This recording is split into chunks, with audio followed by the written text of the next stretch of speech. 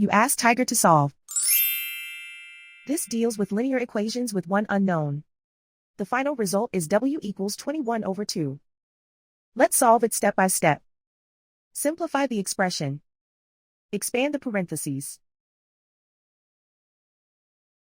Simplify the arithmetic.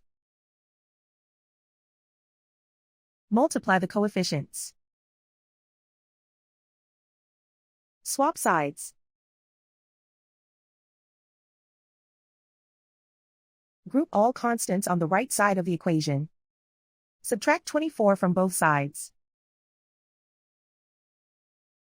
Group like terms. Simplify the arithmetic.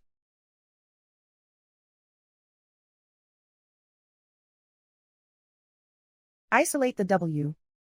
Divide both sides by -32. Cancel out the negatives. Simplify the fraction. Cancel out the negatives. Find the greatest common factor of the numerator and denominator.